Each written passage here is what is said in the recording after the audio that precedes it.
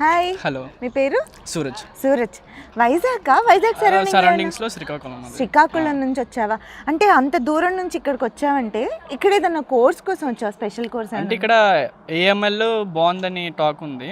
ఓ, నీకు దాని ఇంట్రెస్ట్? తర్వాత నాకు దీని మీద ఇంట్రెస్ట్ కూడా ఉందన్నమాట. ఓకే. నెక్స్ట్ జాబ్ ఆపర్చునిటీస్ కూడా ప్లేస్మెంట్స్ పరంగా అయితే ఇక్కడ గుజరాత్ లో బాగున్నాయి. తర్వాత ఈ కాలేజ్ మార్వాడి యూనివర్సిటీ బ్యాక్గ్రౌండ్ చూసినా కూడా బాగుందన్నమాట. ఇక్కడ 54 కంట్రీస్ నుంచి పీపుల్స్ అందరూ వచ్చారు. సో ఇక్కడ కోఆర్డినేషన్ అంతా మొత్తం పర్టికులర్ గా జాబ్ ఆపర్చునిటీస్ అవన్నీ బాగున్నాయి. నెక్స్ట్ అట్మాస్ఫియర్, ఇన్ఫ్రాస్ట్రక్చర్ ఇవన్నీ కూడా బాగున్నాయి. మొన్న John 5th no 4th no ఒక 100 కంపెనీస్ నుంచి సీఈఓలు వచ్చారు కదా. ఓకే, స్టార్టప్స్ కంపెనీస్ కోసం సీఈఓస్ కొంతమంది వచ్చారు.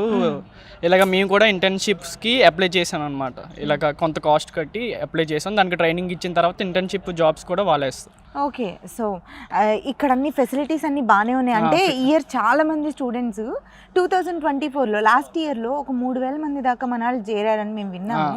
మరి ఫెసిలిటీస్లో ఏమైనా కాంప్రమైజ్ అవుతున్నారా? ఫెసిలిటీస్ అయితే అంత పరంగా బాగానే ఉంది. హాస్టల్స్ కూడా బాగానే ఉన్నాయి, నీట్గా మెయింటైన్ చేస్తారు రూమ్స్ అవన్నీ కూడా. ఫుడ్ విషయానికి వచ్చేసరికి కొద్దిగా మనం అడ్జస్ట్ అవ్వాలి, ఎందుకంటే ఇంటి దగ్గర ఉండే ఫుడ్ ఇక్కడ మనకి దొరకదు కాబట్టి.